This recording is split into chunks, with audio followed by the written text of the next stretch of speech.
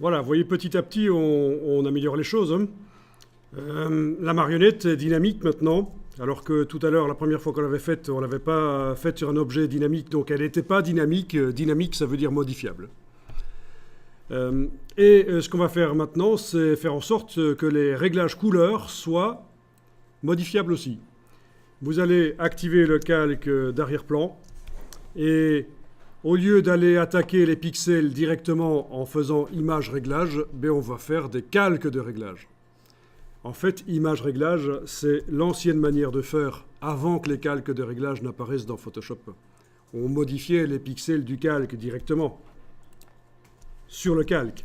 Maintenant, ce qu'on fait, c'est mettre au-dessus du calque qu'on veut modifier, on met un calque de réglage. C'est ce qu'on va faire maintenant. Alors, les calques de réglage, vous y avez accès en bas de la palette des calques par la petite icône ici.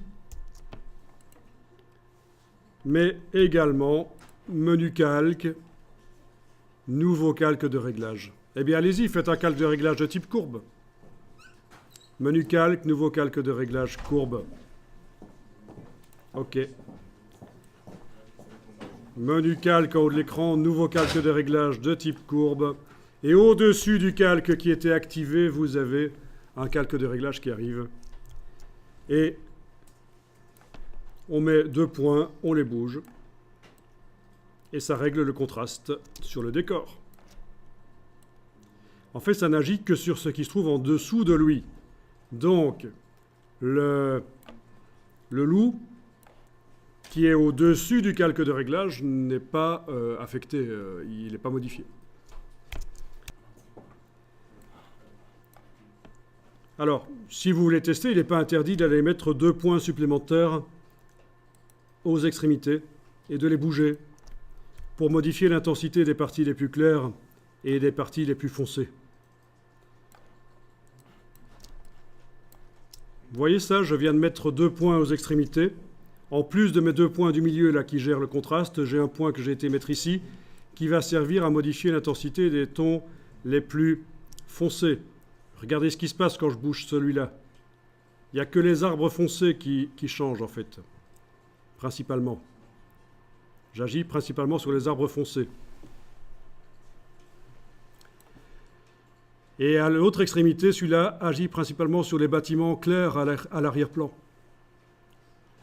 Donc en fait, je ne vous l'ai pas dit tout à l'heure, mais quand on fait un réglage de contraste sur une image, on met souvent ces 2 points supplémentaires pour régler l'intensité des tons les plus clairs et foncés, parce que le fait de faire le contraste, ça nous bouffe du détail dans les parties claires et foncées, il faut corriger le tir.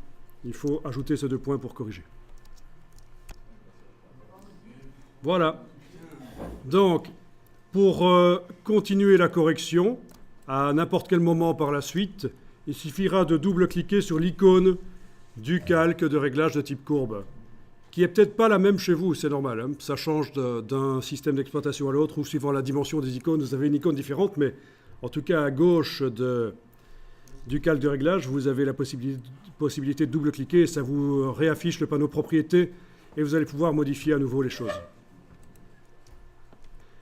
Pour modifier la couleur, parce que là j'ai modifié que le contraste, pour modifier la couleur, je pourrais descendre sur chacune des couches, mais ça va commencer à devenir compliqué.